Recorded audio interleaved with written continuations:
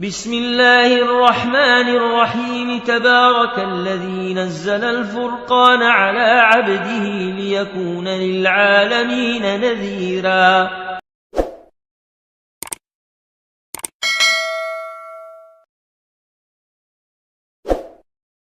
الحمد لله نحمده ونستعينه ونستغفره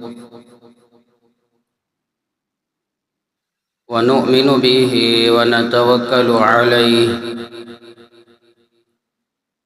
ونعوذ بالله من شرور أنفسنا ومن سيئات أعمالنا من يهد الله فلا مضل له ومن يضلل فلا هادي له ونشهد أن لا إله إلا الله وحده لا شريك له ونشهد أن سيدنا ونبينا ومولانا محمدا عبده ورسوله. أما بعد فأعوذ بالله من الشيطان الرجيم. بسم الله الرحمن الرحيم.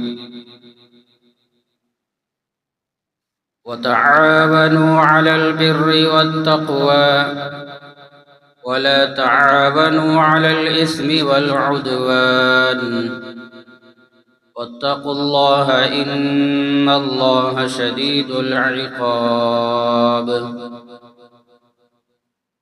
قال النبي صلى الله عليه وسلم: والله في عون العبد ما كان العبد في عون أخيه، أو كما قال النبي صلى الله عليه وسلم. رب اشرح لي صدري ويسر لي أمري واحلل عقدة من لساني يفقه قولي. اللهم صل على محمد وعلى آل محمد كما صليت على إبراهيم وعلى آل إبراهيم إنك حميد مجيد. اللهم بارك على محمد وعلى آل محمد كما باركت على إبراهيم وعلى آل إبراهيم إنك حميد مجيد.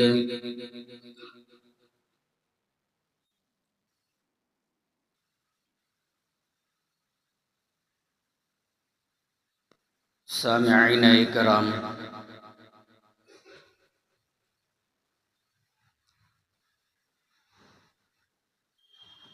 اللہ جل جلالہ نے میری آپ کی اور ساری انسانیت کی ہدایت، کامیابی، رہبری کے لیے امام الانبیاء، سید الانبیاء، خاتم الانبیاء محمد الرسول اللہ صلی اللہ علیہ وسلم کو روانہ فرمایا۔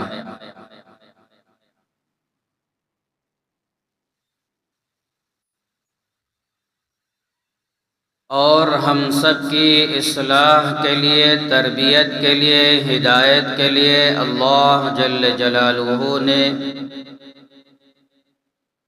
قرآن مجید کو نازل فرمایا۔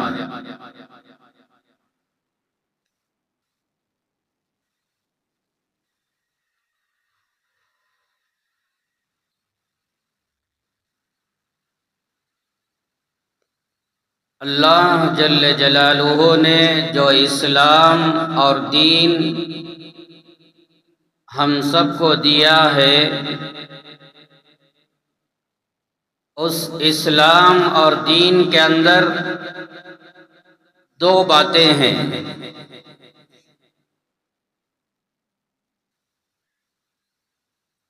ایک بات تو یہ ہے کہ اللہ اپنے بندوں کو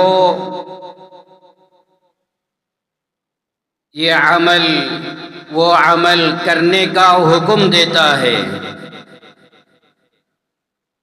آپ کو یہ کام کرنا ہوگا، آپ کو اس پر عمل کرنا ہوگا.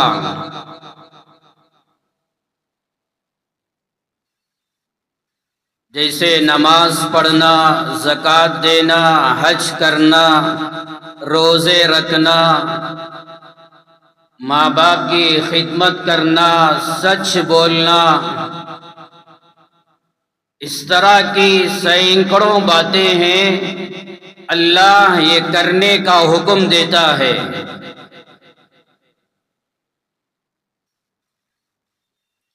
اور دوسری بات یہ ہے کہ اللہ جل جلالہ اپنے بندوں کو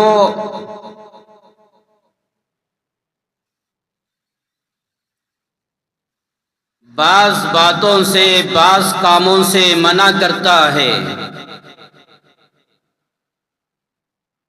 جیسے حرام کے کاموں میں مبتلا ہونا، چوری کرنا، زنا کرنا، جھوٹ بولنا، دھوکہ دینا.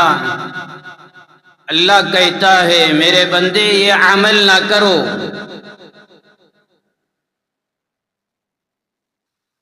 تو دین کا خلاصہ یہ ہے کہ اللہ اپنے بندوں کو کرنے کا حکم بھی دیتا ہے اور جو اعمال خراب ہیں ان اعمال سے روکتا بھی ہے.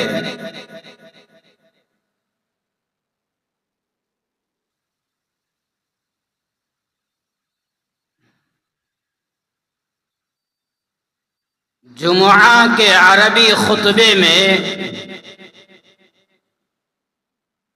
ہر مسجد میں ممبر پر امام آخر میں ایک آیت کی تلاوت کرتا ہے، ان اللہ یأمر بالعدل والاحسان وایتاء ذی القربى وینہی عن الفحشاء والمنکر والبغی. اس آیت کے اندر اللہ 3 باتوں کے کرنے کا حکم دیتا ہے اور 3 باتوں سے اللہ منع بھی کرتا ہے.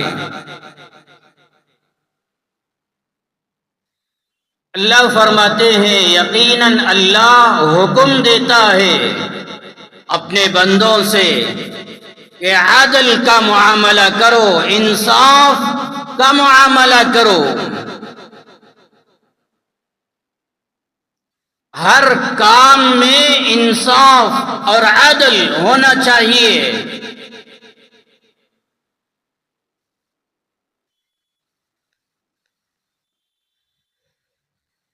تجارت میں، بزنس میں، لین دین کے معاملہ میں، میاں بیوی کے درمیان، ماں باپ اولاد کے درمیان، پڑوسیوں کے درمیان،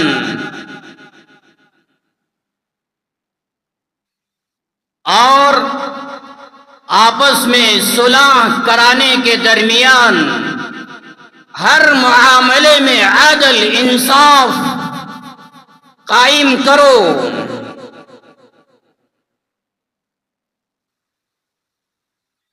والاحسان، احسان کا معاملہ کرو ہر ایک کے ساتھ.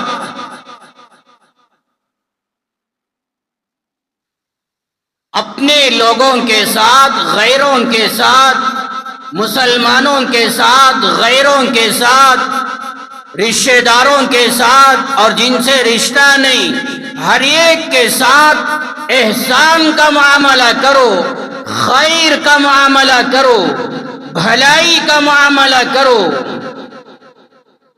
وَإِيتَاءِ ذِي الْقُرْبَى، اور خاص کر رشتہ داروں کے حقوق ادا کرو. ماں کا حق، بیوی کا حق، بچوں کا حق، بہنوں کا حق، بھائیوں کا حق، پڑوسیوں کا حق، اور تمہارا جو خون کا رشتہ ہے ان رشتہ داروں کے حقوق ادا کرو وَإِيتَاءِ ذِي الْقُرْبَى.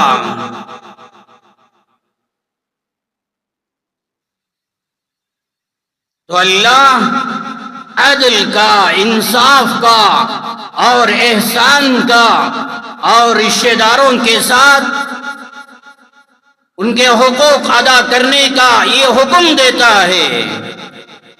جہاں اللہ نے یہ اعمال کرنے کا حکم دیا، اسی آیت کے اندر اللہ نے 3 باتوں سے منع بھی کیا. وَيَنْهَا عَنِ الْفَحْشَاءِ، جو بے حیائی کے، ہر ایک جانتا ہے، سمجھتا ہے یہ عمل بے حیائی کا، زنا کرنا ہر ایک سمجھتا ہے یہ بے حیائی کا عمل، بے شرمی کا عمل. تو ہر بے حیائی کے کاموں سے اللہ منع کرتا ہے، میرے بندے یہ عمل نہ کرو. والمنکر، اور منکرات سے، ناپسندیدہ اعمال، ہر برائی سے اللہ روکتا ہے.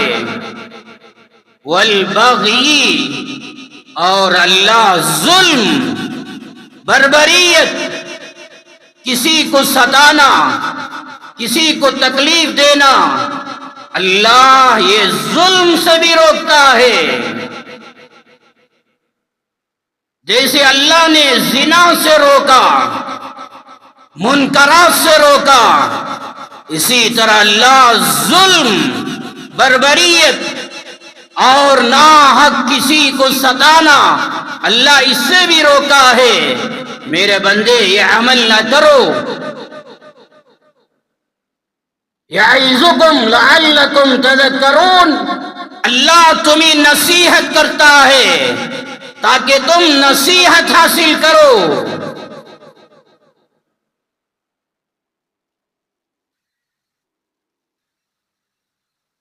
قرآن مجید کے اندر اللہ نے جہاں جہاں اعمال کرنے کی دعوت دی اور جہاں جہاں جن برائیوں سے اللہ نے منع کیا، روک دیا، انہی برائیوں میں سے ایک اہم ترین برائی، انہی گناہوں میں سے ایک اہم ترین گناہ ظلم ہے. اللہ ظلم سے روکتا ہے، میرے بندے کسی پر ظلم نہ کر.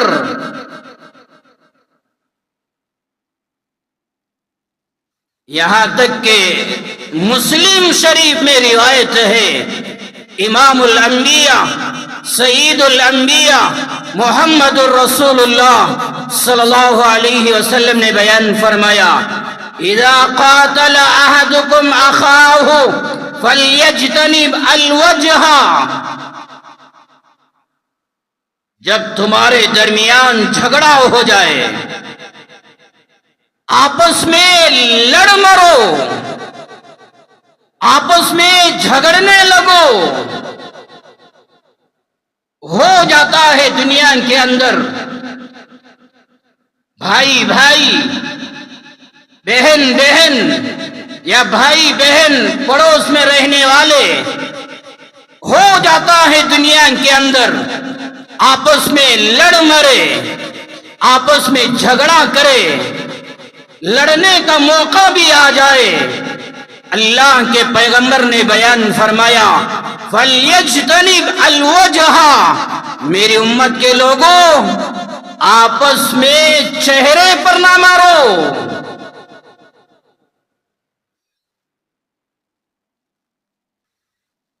انسان کے چہرے پر مارنے سے آپ نے منع کر دیا. فَإِنَّ اللَّهَ خَلَقَ آدَمَ عَلَى صُورَتِهِ، اللہ کے نبی نے بیان فرمایا، اس لیے کہ اللہ آدم کو اپنی صورت پر پیدا فرمایا ہے. صورتِهِ، محدثین فقہا کئی باتیں بیان فرماتے ہیں، ان کی سب باتیں اپنی جگہ، خلاصہ یہ ہے انسان کے جسم میں سب سے زیادہ عظمت والی چیز، احترام والی چیز وہ چہرہ ہے۔ چہرے کے اندر اللہ نے آنکھوں کو رکھا، دنیا کو دیکھتا ہے۔ چہرے کے اندر زبان رکھا، ساری دنیا کی باتیں بولتا ہے۔ چہرے کے اندر منہ رکھا، اسی سے کھانے کا استعمال، پانی کا استعمال کرتا ہے۔ چہرے کے اندر ناک رکھا، ہوا لیتا ہے۔ چہرے کے اندر کان رکھا، ہزاروں کروڑوں باتیں سنتا ہے۔ چہرے کے اندر دماغ رکھا، جو اہم چیزیں ہیں اللہ چہرے کے اندر رکھا ہے۔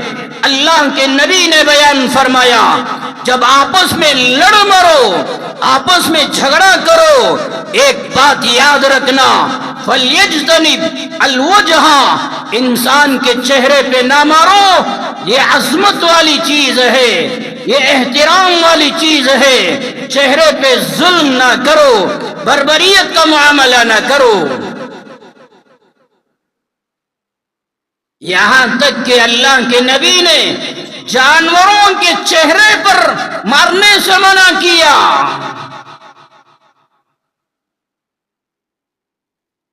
ایک صحابی سے آپ نے بیان فرمایا، آپ شوہر ہیں، آپ خاوند ہیں، تم جو کھاؤ بیوی کو کھلاؤ، تم جو پہنو اپنی بیگم کو پہناؤ، کئی باتیں بیان فرمایا۔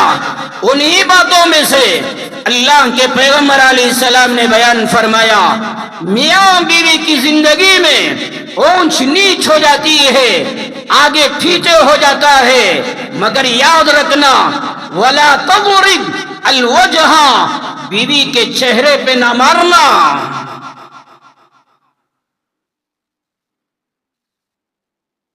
چہرہ بڑی عظمت والا، بڑا احترام والا، تو اللہ کے نبی نے کہاں تک امت کو تعلیم دی، میری امت کے لوگوں ان باتوں کا خیال کرنا۔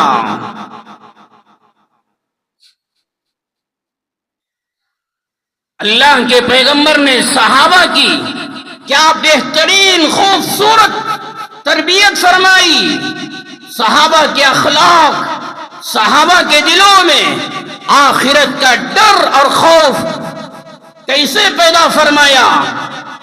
سیدنا ابو بکر صدیق رضی اللہ عنہ خلیفہ بن گئے۔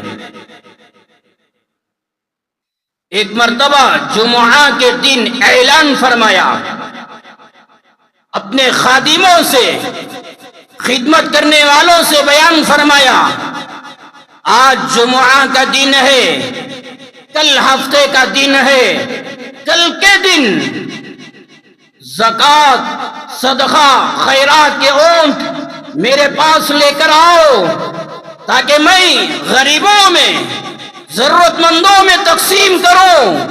اور ابو بکر نے فرمایا جب میں تقسیم کرنے کے لیے، لوگوں میں تقسیم کرنے کے لیے جاؤں، میری اجازت کے بغیر کوئی میرے پاس نہیں آنا۔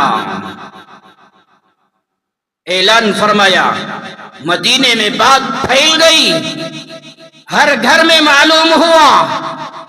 ایک عورت صاحبہ نے اپنے شوہر کو نکیل رسی دیا اور کہا میرے خاوند، میرے شوہر، آپ بھی جائیے، ہمیں کوئی اونٹ مل جائے تاکہ ہمارے کاموں میں، ہماری ضرورتوں میں وہ کام آ جائے۔ رسی دیا اور روانہ کیا۔ ہفتے کے دن وہ نوجوان صحابی سیدنا ابو بکر رضی اللہ عنہ کی خدمت میں آئے اور دیکھا ابو بکر اور عمر جانوروں کے درمیان، اونٹوں کے درمیان گھوم رہے ہیں اور جانوروں کی نگرانی کر رہے ہیں۔ وہ صاحب اجازت کے بغیر اندر چلے گئے۔ سیدنا ابو بکر صدیق رضی اللہ عنہ نے فرمایا میں نے اعلان کیا تھا میری اجازت کے بغیر کوئی نہیں آنا، آپ کیسے آ گئے؟ ان کے ہاتھ سے رسی لی، نکیل لی اور ان کے جسم پر ایک مار دیا۔ لوگ ضرورت مند محتاج لوگ جمع ہو گئے، سب کے درمیان تقسیم کر دیا گیا، اپنے کام سے اپنے عمل سے فارغ ہو گئے۔ سیدنا ابو بکر صدیق رضی اللہ عنہ جن صاحب کو مارا ان کو بلایا اور ان سے کہا یہ نکیل، یہ رسی آپ لے لو اور مجھ سے بدلہ لو، میں نے آپ کو ناحق مارا، دنیا ہی میں بدلہ لے کے آخرت کے عذاب سے مجھے بچا لو۔ حضرت عمر رضی اللہ عنہ نے دیکھا تو عرض کیا ابو بکر آپ یہ عمل نہ کرو، آپ تنبیہ کرنے کے لیے، لوگوں کی تربیت کرنے کے لیے، لوگوں کے اخلاق بنانے کے لیے، لوگوں کو ڈھنگ سکھلانے کے لیے جب امیر یا خلیفہ مارتا ہے، مارنے کی گنجائش ہے، آپ ان کی تربیت کے لیے اور تہذیب سکھانے کے لیے، آداب سکھانے کے لیے آپ نے مارا ہے، آپ بدلہ کیوں لیتے ہیں؟ یہ عمل نہ کرو ورنہ آپ کے بعد جو خلیفہ ہوگا آنے والوں کے لیے بڑی تکلیف ہوگی، وہ عمل کرے یا نہ کرے مگر ان کے لیے بڑی مشقت کا کام ہوگا، آپ یہ عمل نہ کرو۔ سیدنا ابو بکر رضی اللہ عنہ نے فرمایا اے عمر کل قیامت کے دن اللہ کے عذاب سے مجھے کون بچائے گا؟ اللہ پکڑنے پر آ جائے اے ابو بکر آپ نے فلاں مظلوم ضرورت مند اپنی ضرورت لینے کے لیے آپ کے پاس آیا، آپ نے کیوں مارا؟ اللہ سوال کرے ابو بکر کو کون بچائے گا؟ سیدنا عمر فاروق رضی اللہ عنہ نے عرض کیا اے ابو بکر آپ ایک کام کرو، کچھ دے کر راضی کر لو تاکہ وہ آپ کو نہ مارے، آپ کو معاف کر دے، کچھ دے کر راضی کر لو۔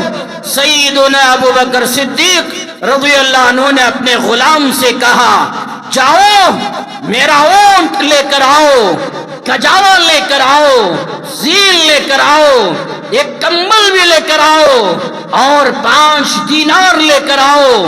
اتنے چیزوں کو منگوایا اور ابو بکر نے وہ آدمی کو دیا اور کہا یہ سارے چیزیں میری طرف سے ہدیہ لے لو اور میں نے آپ کو جو مارا اسے معاف کر دو۔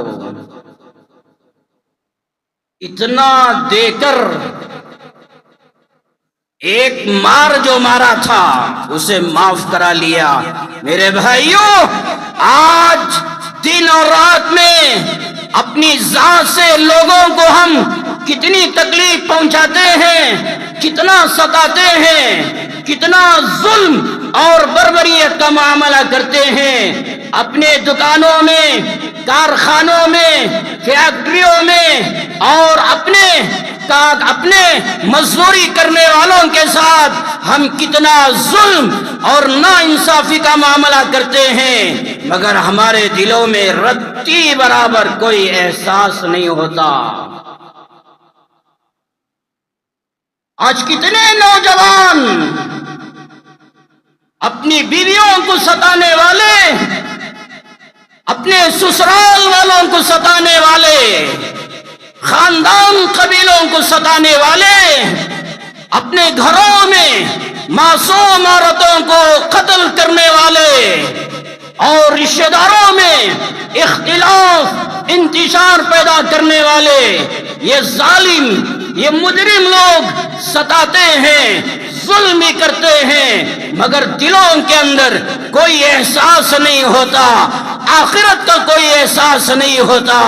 اللہ یہ ظلم کا بدلہ مجھ سے لینے والے ہیں، ان کے دلوں میں کوئی احساس نہیں۔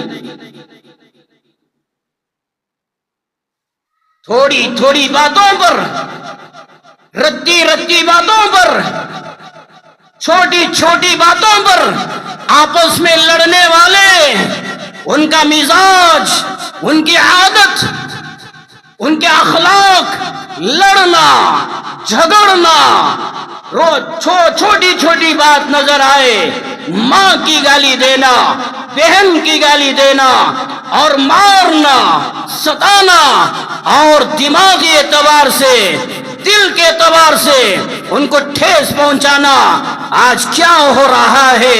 1400 سال پہلے امام الانبیاء، سید الانبیاء محمد الرسول اللہ صلی اللہ علیہ وسلم نے بیان فرمایا، بخاری میں، مسلم میں روایت ہے، ان ابغض الرجال الی اللہ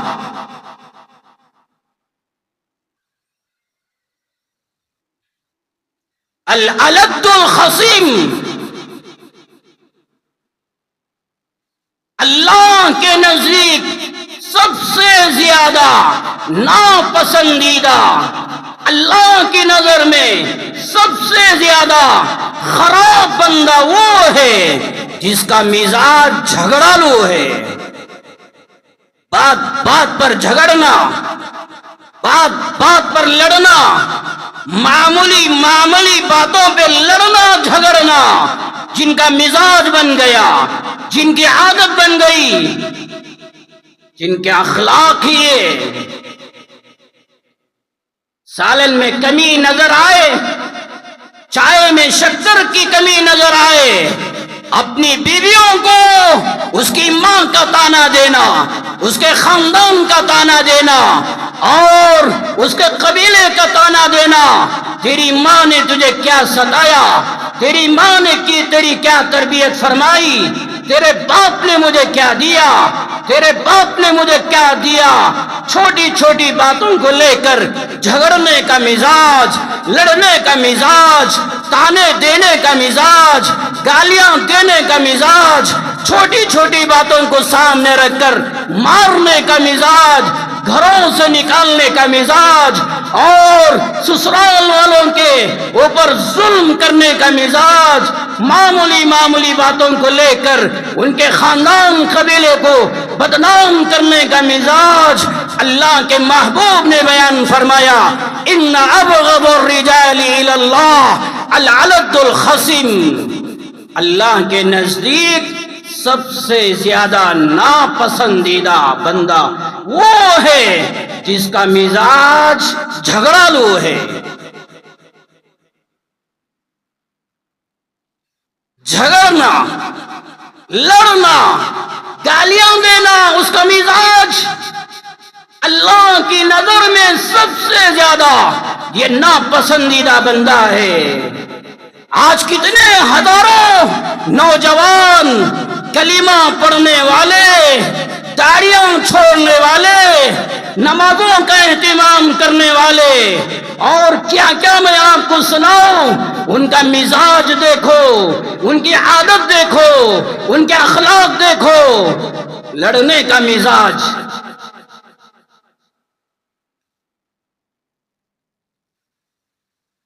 ایسی باتیں جن کی کوئی حیثیت نہیں، ایسے کام جن کی کوئی حیثیت نہیں، ایسی باتوں کو بھی سامنے رکھ کر لڑنا، جھگڑنا، لڑنے میں مزہ، جھگڑنے میں مزہ، گالیاں دینے میں مزہ، بیوی اس کے خاندان قبیلے کو کروڑوں کی گالیاں دینے میں حلاوت یہ محسوس کرنے والے اور خوشیاں کرنے والے، اللہ کے نبی نے بیان فرمایا یہ سب سے بدترین بندے ہیں جو اللہ کو پسند نہیں ہیں۔ اللہ کے نبی نے یہاں تک تعلیم دی اپنی امت کو، لا یشیر احدکم علی اخیہ بالسلاح، میری امت کے لوگوں، تلوار اٹھا کر، چھری اٹھا کر، چاقو اٹھا کر، لوہے کا ہتھوڑا اٹھا کر اپنے بھائی کی طرف اشارہ بھی نہ کرو. سمجھ رہے؟ نیزہ، تلوار، چاقو اٹھا کر اپنے بھائی کی طرف اشارہ بھی نہ کرو.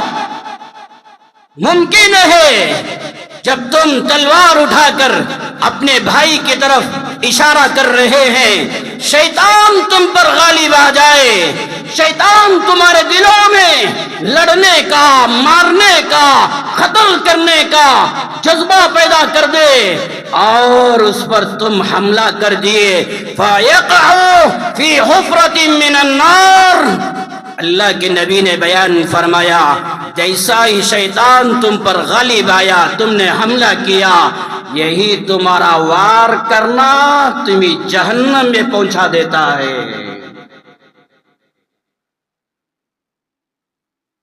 من اشار الى اخیہ بحدیدۃ، مسلم میں، بخاری میں روایتیں ہیں. اللہ کے محبوب صلی اللہ علیہ وسلم نے بیان فرمایا، میری امت کے لوگوں، اپنے بھائیوں کی طرف، انسانوں کی طرف لوہا اٹھا کر اشارہ بھی نہ کرو.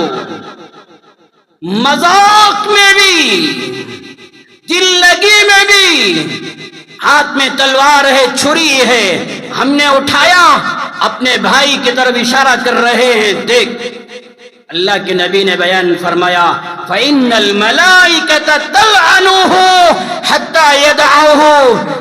جتنا وقت، جتنے لمحے، جتنے سیکنڈ اپنے بھائی کی طرف اشارہ کر رہے ہیں نا، اتنے وقت تک فرشتے تم پر لعنتیں برساتے رہتے ہیں. اللہ کی لعنت، اللہ کا غضب تم پر نازل ہو جائے، اللہ کی رحمت سے تم دور ہو جاؤ. من حمل علینا السلاح فلیس منا. اللہ کے نبی نے بیان فرمایا، مذاق میں بھی، دل لگی میں بھی ہمارے اوپر تلوار نہ اٹھاؤ. مذاق، دل لگی میں بھی اگر تلوار اٹھاؤ گے، نیزہ اٹھاؤ گے، آپ نے بیان فرمایا، فلیس منا، یہ میری امت میں سے نہیں ہے. ظلم ظلم ہے، بربریت بربریت ہے. کسی کو ستانا کتنا بڑا جرم. مذاق میں بھی ظلم نہ کرو، دل لگی میں بھی کسی کو نہ ستاؤ، یہ حرام ہے. بخاری شریف کا 28واں پارہ، امام الانبیاء، سید الانبیاء محمد الرسول اللہ صلی اللہ علیہ وسلم نے بیان فرمایا، ابغض الناس الی اللہ ثلاثۃ. سنو میرے بھائیوں، اللہ کے پیغمبر نے کیا پیغام دیا.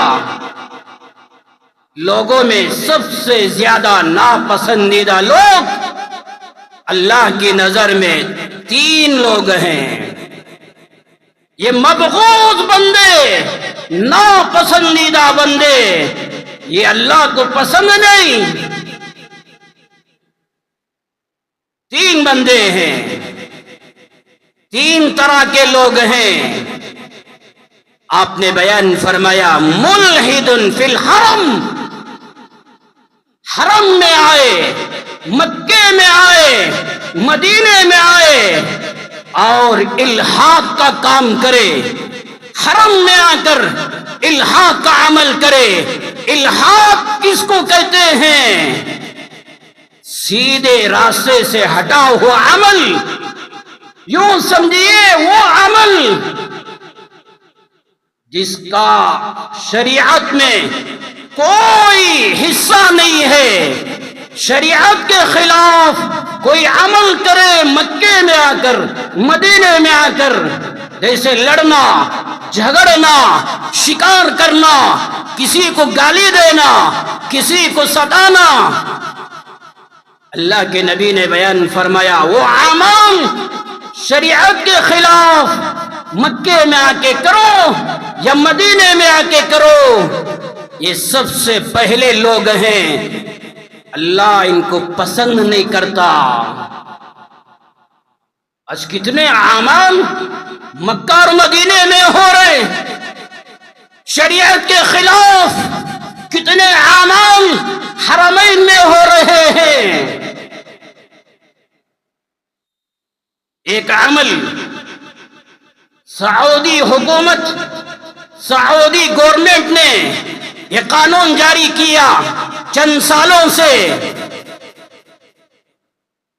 بغیر محرم کے عورت تنہا حج کو آ سکتی ہے، عمرہ کو آ سکتی ہے، یہ عورت کے ساتھ اس کا باپ بھی نہیں، اس کا بیٹا بھی نہیں، اس کا شوہر بھی نہیں اور اس کا بھائی بھی نہیں، کوئی محرم نہیں، بغیر محرم کے عورت تنہا حج کو جا سکتی ہے، عمرہ کو جا سکتی ہے۔ وہاں کی حکومت نے اجازت دی، ساری دنیا سے کتنی عورتیں حج کو جا رہی ہیں، عمرہ کو جا رہی ہے، ہندوستان سے کولار سے بھی کتنی عورتیں بغیر محرم کے حج بیت اللہ اور عمرہ کے سفر پر جا رہے ہیں۔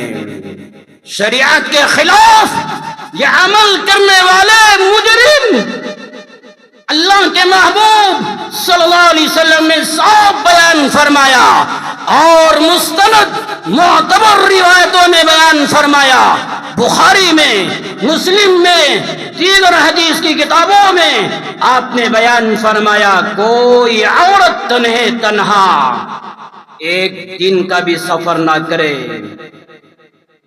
الگ الگ روایتیں، 3 دن اس کا بھی سفر نہ کرے۔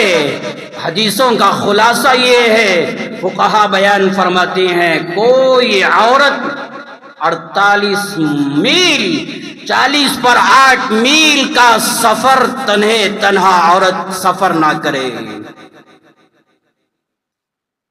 سفر میں جانا ہے، اللہ کے نبی نے بیان فرمایا یا تو آپ کا باپ یا بیٹا یا بھائی یا شوہر یا بھائی، اس طرح کے جو قریبی رشتہ دار، ایسے لوگوں کے ساتھ سفر کرنا چاہیے، ورنہ تمہارا سفر صحیح نہیں۔ صاف روایت اللہ کے نبی نے بیان فرمایا کوئی عورت سفر نہ کرے۔ ایک صحابی کھڑے ہو گئے، عرض کیا یا رسول اللہ میری بیوی، میری بیگم حج کو جانا چاہتی ہے اور میں میدان جہاد میں جانا چاہتا ہوں، کیا کرنا چاہیے؟ اللہ کے نبی نے بیان فرمایا اپنی بیوی کے ساتھ حج بیت اللہ کو جاؤ۔ وہ عورت تنہا حج بیت اللہ کو نہیں جا سکتی۔ فقہا نے بیان فرمایا اگر کوئی عورت بغیر محرم کے بیت اللہ چلی گئی، تیرا حج تیرا عمرہ کراہت کے ساتھ ادا تو ہو جائے گا، مگر تو گنہگار مجرمہ بن کے آئے گی۔ فقہا نے یہاں تک بیان فرمایا شوہر مکے میں ہے، شوہر جدہ میں ہے اور عورت یہاں ہے، کولار سے نکل کر جدہ جا رہی ہے اور یہ سمجھ رہی ہے میرا شوہر تو جدہ میں ہے مجھے مل جائے گا، میرا بیٹا جدہ میں ہے مجھے مل جائے گا، میرا باپ جدہ میں ہے مجھے مل جائے گا۔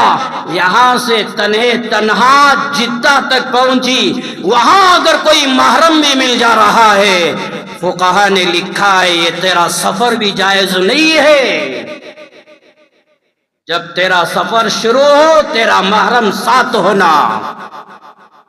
صاف شریعت کا مسئلہ، عورت تنہا سفر نہیں کر سکتی، یہاں تک کہ فقہا نے بیان فرمایا ایک عورت مالدار کروڑ پتی حج بیت اللہ اس پر فرض ہو گیا، فرض تو ہو گیا مگر ساتھ میں جانے کے لیے نہ باپ ہے، نہ بیٹا ہے، نہ بھائی ہے، نہ شوہر ہے، کوئی محرم نہیں ہے۔ فقہا نے بیان فرمایا حج بیت اللہ فرض تو ہے، ادا کرنا فرض نہیں ہے۔ اگر اسی حال میں مر گئی یہ عورت گنہگار بھی نہیں ہے۔ ہاں وصیت کر کر مرے میرے پاس مال ہے میں حج کو نہ جا سکی، میرے مال میں سے کسی کو حج بدل کرا دو، وصیت کر کے چلی جائے تو فقہاء صاحب بیان فرماتے ہیں حدیثوں کو سامنے رکھ کر، مگر دیکھو شریعت کے خلاف عمل ہو رہا ہے نہیں ہو رہا ہے؟ صاف اعلان کر دیا گیا عورتیں بغیر محرم کے حج کو آ سکتے ہیں، عمرہ کو جا سکتے ہیں، اور جا رہے ہیں۔ اللہ کے نبی نے بیان فرمایا ملحد فی الحرم، حرم میں آ کر، مدینے میں آ کر شریعت کے خلاف کوئی عمل کرے یہ اللہ کو سب سے زیادہ ناپسندیدہ بندے ہیں۔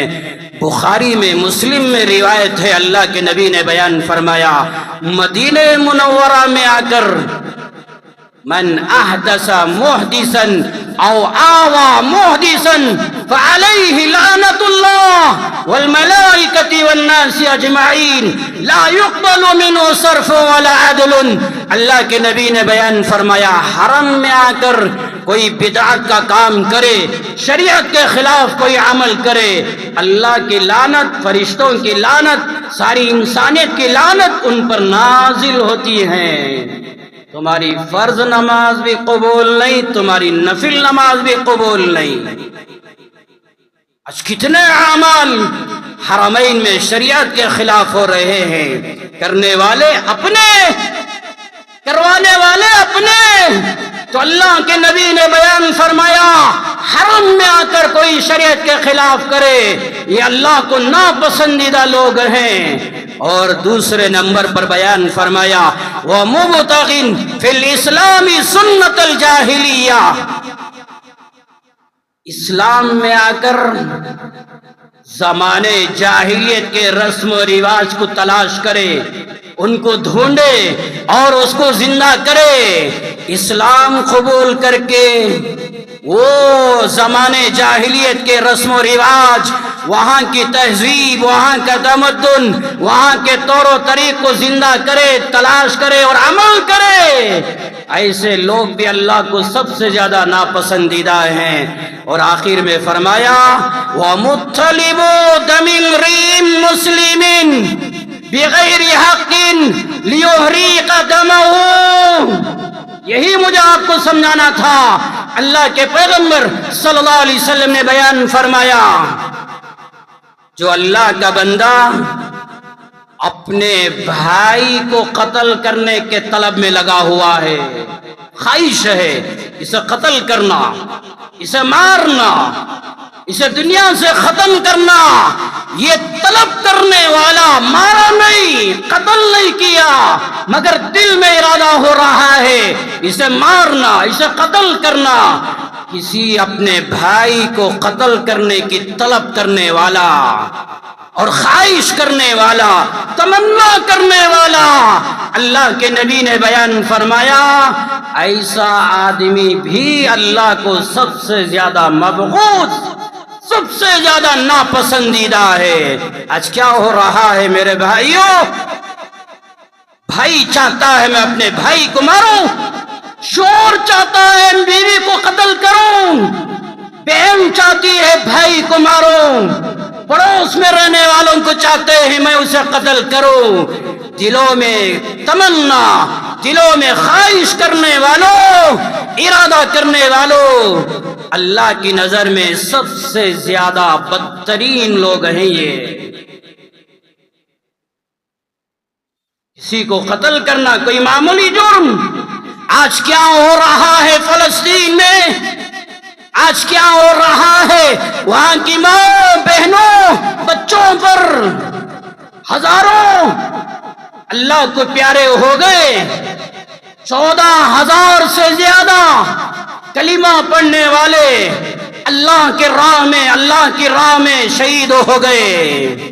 6,000 سے زیادہ بچے، 5,000 سے زیادہ عورتیں، بقیہ کمزور، بیمار، جن کو چلنے کی طاقت نہیں اور بیٹھنے کی طاقت نہیں، ہسپتالوں میں پڑے ہوئے، مجبور، معذور، کمزور، ایسے لوگوں کو 14,000 سے زیادہ شہید کیا گیا۔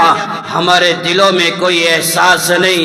یہودی و قوم، گزشتہ جمعہ بھی کہا، اللہ نے قوم سے کہا فَقُلْنَا لَهُمْ كُونُوا قِرَدَةً خَاسِئِينَ، تم بندر بن جاؤ۔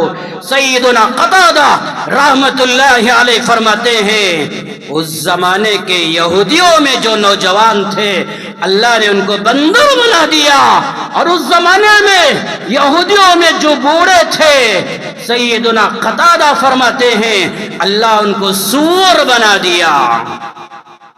یہ بندر، یہ سور بن جانے کے بعد مفتی اعظم علامہ شفیع رحمت اللہ علیہ نے لکھا ہے فَقُلْنَا لَهُمْ كُونُوا قِرَدَةً خَاسِئِينَ، اس آیت کی تفسیر میں لکھا ہے بندر اور سور بن جانے کے بعد یہ آپس میں مل کر ایک دوسرے کو دیکھ کر رویا کرتے تھے۔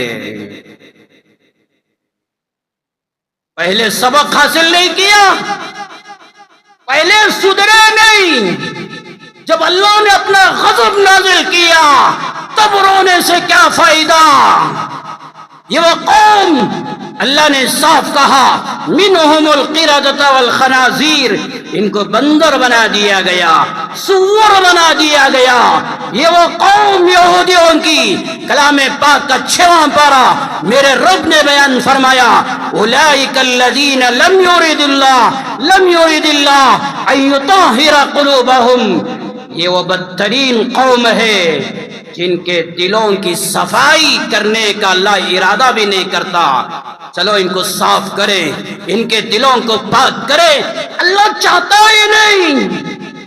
لہم فی الدنیا خزی، یہ وہ قوم دنیا میں ذلت، دنیا میں رسوائی ان کے مقدر میں لکھ دیا گیا۔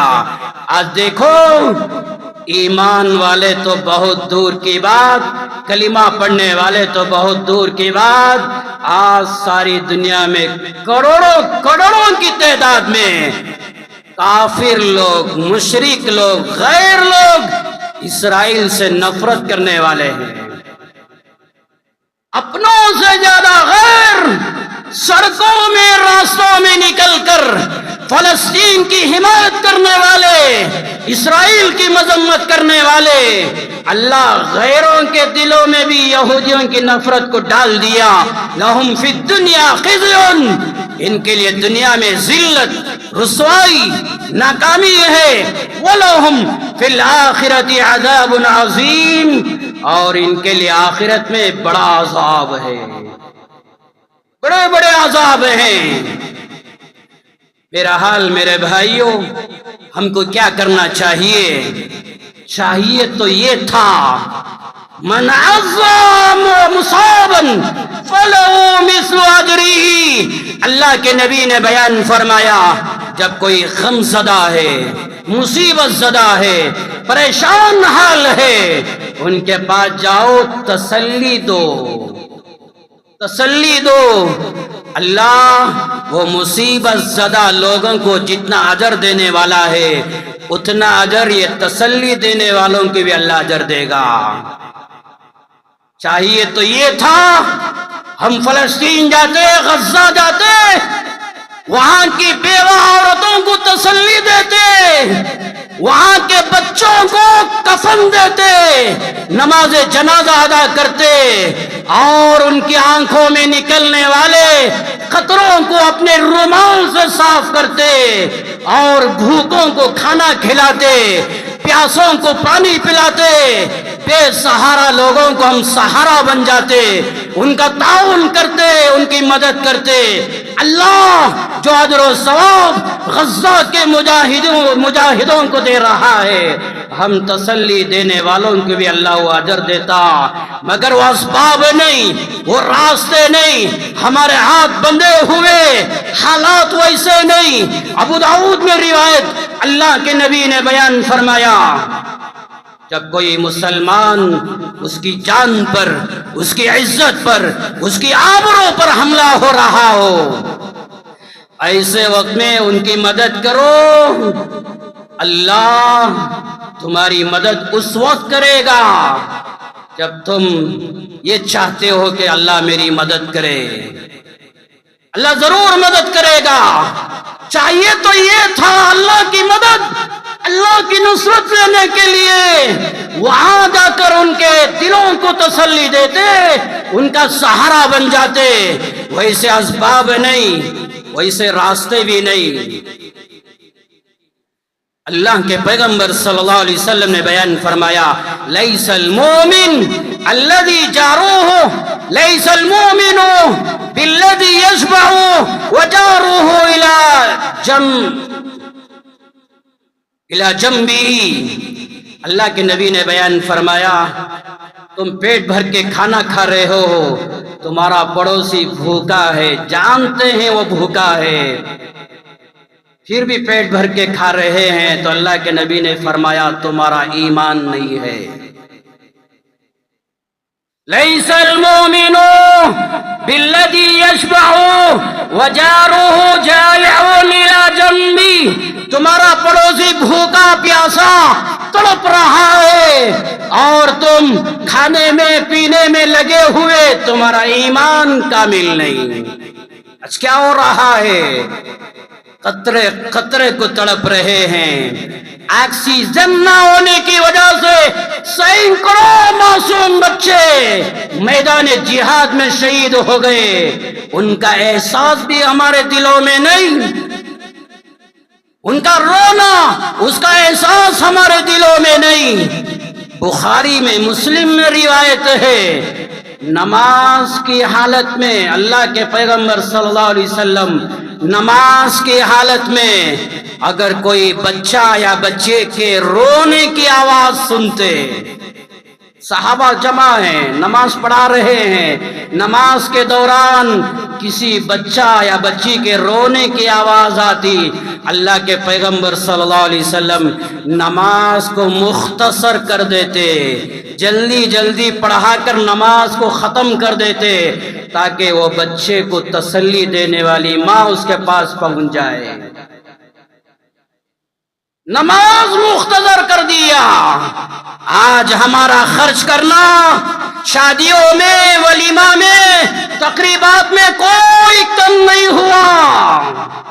وہاں دودھ کو ترس رہے ہیں، ایک قطرہ پانی کو ترس رہے ہیں۔ آج ہزاروں لاکھوں روپیہ ہمارا تباہ ہو رہا ہے، دلوں میں کوئی احساس نہیں۔ ابھی چند دن پہلے یہ ٹیپو جینتی کرنے والے یہ نوجوانوں کا حال دیکھو، ٹیپو سلطان کی سیرت، ان کے اخلاق تمہاری زندگیوں میں نہیں آئی، لاکھوں روپیہ تباہ کر دیا۔ جنم دن منانا، برتھ ڈے کرنا، یہ یہودیوں کا، عیسائیوں کا طریقہ۔ آج وہ قوم تمہاری ماؤں کو شہید کر رہی ہے، آج وہ قوم تمہارے بچوں کو شہید کر رہی ہے، آج وہ قوم تمہارے نوجوانوں کو شہید کر رہی ہے۔ کولار کا مسلمان یہودیوں کے طریقے کو زندہ کر رہا ہے۔ اپنا برتھ ڈے کر، یا ٹیپو سلطان کا برتھ ڈے کر، یا کسی صحابی کا برتھ ڈے کر، سب کرنا جائز نہیں۔ ہاں، ان کے اخلاق، ان کی جوانمردی، ان کی شجاعت، ان کی سیرت یہ اپناؤ۔ نماز زندہ نہیں، چہروں پہ داڑھی زندہ نہیں، اور نہ تلاوت زندہ نہیں، یہ چلا ہے ٹیپو جینتی کرنے کے لیے۔ کیا ہو رہا ہے؟ علماء سے کوئی مشورہ نہیں، ہم مجبور ہیں۔ اللہ کے پیغمبر صلی اللہ علیہ وسلم نے بیان فرمایا، کوئی ظالم کا سپورٹ کرنے کے لیے چلا، ساتھ دینے کے لیے چلا، اور جانتا ہے کہ وہ ظالم ہے، جانتا ہے کہ وہ ظالم ہے۔ اللہ کے نبی نے فرمایا فقد خرج من الاسلام، مشکات شریف میں روایت ہے، ظالم کی حمایت، ظالم کا سپورٹ کرنے کے لیے جب تو نکلتا ہے سب سے پہلے تو اسلام سے نکل جاتا ہے۔ ہم نہیں جا سکتے، یہاں رہ کر کیا کریں؟ نمبر 1 نماز زندہ کرو، اعمال زندہ کرو۔ نمبر 2 ان کے نام سے صدقہ کرو ہر دن۔ میری بات توجہ کے ساتھ سنو، مختصر لفظوں میں کہہ دینا چاہتا ہوں۔ نمبر 2 ہر دن اپنے نام سے کم 5 روپیہ فلسطین کے لوگوں کے نام سے صدقہ کرو۔ گھر میں 4 بچے ہیں، 5 لوگ رہتے ہیں یا 3 لوگ رہتے ہیں، ہر ایک کے نام سے 5 روپیہ یہ وہاں کے لوگوں کے نام سے صدقہ کرو۔ اللہ کے نبی نے بیان فرمایا بادروا بالصدقہ فإن البلاء لا يتخطاها، صدقہ کرو، آنے والی بلائیں، آنے والی مصیبتیں اللہ دور کر دیتا ہے۔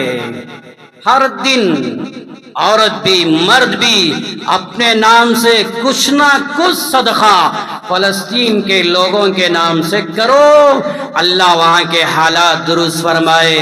نمبر 3 دعاؤں کا اہتمام۔ میں تو یہ چاہتا ہوں اتنا بڑا مجمع اور آئندہ چل کر یہ بیان سننے والی ہماری مائیں بہنیں اور نوجوان سب کم سے کم روزانہ 10 منٹ فلسطین کے حق میں دعا کرو۔ کم سے کم 10 منٹ تنہائی میں بیٹھ جاؤ، فلسطین کے حق میں دعاؤں کا اہتمام کرو۔ اللہ کے نبی نے بیان فرمایا لا يرد القدر الا الدعاء، بعض چیزیں ایسی ہیں مقدر میں اللہ وہ دعاؤں کے ذریعے سے تقدیر بھی بدلا دیتا ہے۔ کم سے کم 10 منٹ فلسطین کے حق میں دعائیں کرو، کریں گے انشاءاللہ۔ نمبر 4 روزوں کا اہتمام۔ اپنی اپنی طاقت کے مطابق روزے رکھو، تاکہ روزے میں جب تمہیں تکلیف محسوس ہو، بھوک کی، پیاس کی، فلسطین کے بچوں کی یاد تازہ ہو جائے۔ روزوں کا اہتمام کرو فلسطین کے واسطے، کریں گے انشاءاللہ۔ نمبر 5 استغفار کرو، اپنے گناہوں کو یاد کرو، استغفار کرو۔ نمازوں کا اہتمام۔ نمبر 2 صدقے کا اہتمام۔ نمبر 3 دعاؤں کا اہتمام۔ نمبر 4 روزوں کا اہتمام۔ نمبر 5 استغفار کا اہتمام۔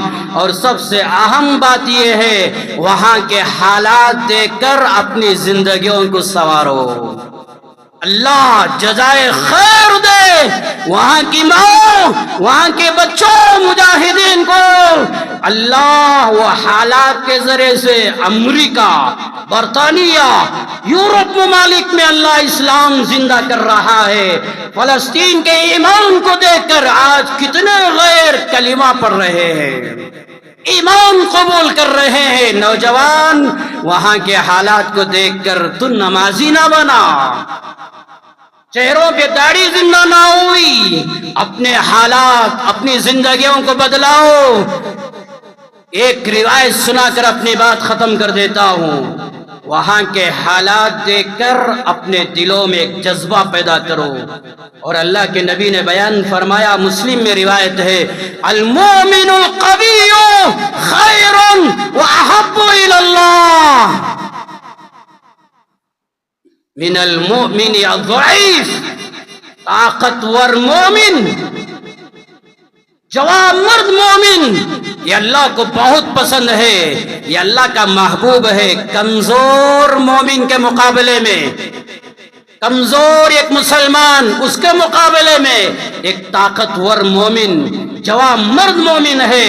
ایسا مسلمان اللہ کو پسند ہے۔ طاقت سے کیا مراد، جوان مرد مسلمان سے کیا مراد؟ علامہ نووی رحمت اللہ علیہ جہاں یہ حدیث ہے اس کے حاشیے میں علامہ نووی رحمۃ اللہ علیہ فرماتے ہیں طاقتور مومن سے مراد یہ ہے تیرے اندر اعمال زندہ ہو جائیں، آخرت کے امور زندہ ہو جائیں، تیرے اندر جہاد کرنے کا جذبہ پیدا ہو، نیکیوں کا دعوت دینے کا جذبہ پیدا ہو، برائیوں سے روکنے کا جذبہ پیدا ہو، نماز زندہ ہو، اعمال کی طرف رجوع ہو جائے۔ جب یہ اعمال تمہارے اندر آ جائے تو فرمایا یہ جوان مرد مومن مسلمان اللہ کو پسند ہے۔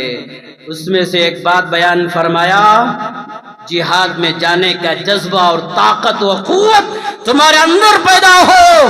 مسلمانوں، وہاں کے حالات دیکھ کر کم سے کم یہ جو بیڑیاں، سگریٹاں، ہنس وغیرہ یہ کھانا چھوڑو اور ختم کرو، تمہارے اندر ایسی طاقت پیدا کرو، ایسی قوت پیدا کرو، ایک ایک نوجوان کم سے کم 10 مسلمانوں کی جان کی حفاظت کرے، ایسی ہمت ایسی طاقت پیدا کرو۔